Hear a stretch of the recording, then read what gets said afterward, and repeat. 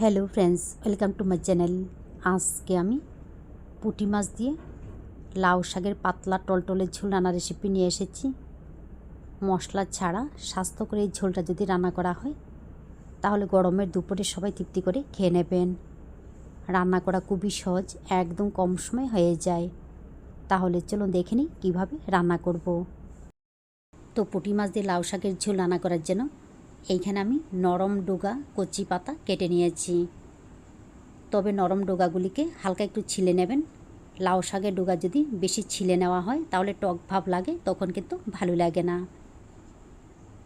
তবে পাতাগুলিকে ভালোভাবে ধুয়ে তারপর কুচি করে কেটে নিতে হবে। চেষ্টা করবেন নরম কচি পাতা ডোগা ব্যবহার করতে। এরপর লাউ শাক রান্না করার জন্য কড়াইতে 2 গ্লাস জল গরম করে নিয়ে এর মধ্যে দিয়ে দিলাম মাঝখান দিয়ে কেটে নেওয়া 6-7টা কাঁচা লঙ্কা, দিয়ে দিচ্ছি হাফ চা চামচের মতো লবণ। এর মধ্যে কিন্তু গুঁড়া মশলা ব্যবহার করবেন না, গুঁড়া মশলা দিলে ভালো লাগবে না। এখন ঝোলটাকে ফুটিয়ে নিতে হবে। ঝোলটা যখন টকবক করে ফুটে উঠবে এবারে এর মধ্যে দিয়ে দিতে হবে কেটে নেওয়া লাউ শাক। দিয়ে দিচ্ছি পরিমাণ মতো লবণ। তবে জলের পরিমাণটা আপনাদের পছন্দ মতো ব্যবহার করতে পারেন। তো এইগুলিকে নাড়াচাড়া করে মিশিয়ে নিয়ে ঢাকনা দিয়ে সিদ্ধ করে নেব। লাউ শাক সিদ্ধ হতে সময় লাগে না, কম সময় হয়ে যায়। লাউ শাক সিদ্ধ হতে থাক, অন্যদিকে আমি মাছগুলিকে ভেজে নেব। তার জন্য কড়াইতে সর্ষের তেল গরম করে নেওয়ার পর এর মধ্যে দিয়ে দেব লবণ হলুদ দিয়ে মাখিয়ে নেওয়া 150 গ্রাম পুঁটি মাছ। লাউ শাকের পরিমাণটা বেশি নিলে পুঁটি মাছের পরিমাণটাও কিন্তু বাড়িয়ে নিতে হবে। তো উল্টে পাল্টে পুঁটি মাছগুলিকে ভেজে নেওয়ার পর এখন আমি এইগুলিকে নামিয়ে নেব।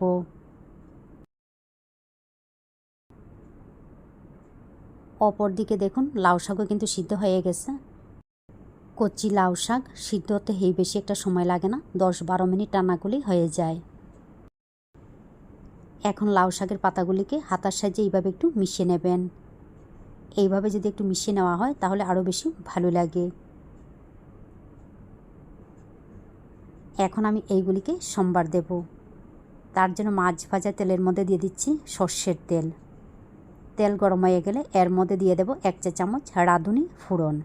রাঁধুনি ফোড়নটা কিন্তু এই রান্নার মধ্যে অবশ্যই ব্যবহার করতে হবে। ফোড়নের কালারটা চেঞ্জ হয়ে গেলে হাতার সাহায্যে এইভাবে একটু থেতু করে নিতে হবে, তাহলে ফ্লেভারটা ভালো আসবে। তারপর এর মধ্যে দিয়ে দিচ্ছি সিদ্ধ করে নেওয়া লাউ শাক, দিয়ে দিলাম ভেজে নেওয়া পুঁটি মাছ। ঝোলের সঙ্গে মাছগুলিকে নাড়াচাড়া করে মিশিয়ে নিয়ে আবারও একদম কম আছে 3 থেকে 4 মিনিট ঢাকনা দিয়ে রান্না করব। তাহলে মাছগুলি সিদ্ধ হবে, ফোড়নের ফ্লেভারটা ভালোভাবে মিশে যাবে। তো প্রায় 3 থেকে 4 মিনিট পর ফিরে আসলাম। আমার রান্না সম্পূর্ণ রেডি, এখন আমি নামিয়ে নেব। এইভাবে মশলা ছাড়া স্বাস্থ্যকর লাউ শাকের ঝোল রান্না করে গরমের দুপুরে খেয়ে দেখবেন, এতটা ভালো লাগে, না খেলে বুঝতে পারবেন না।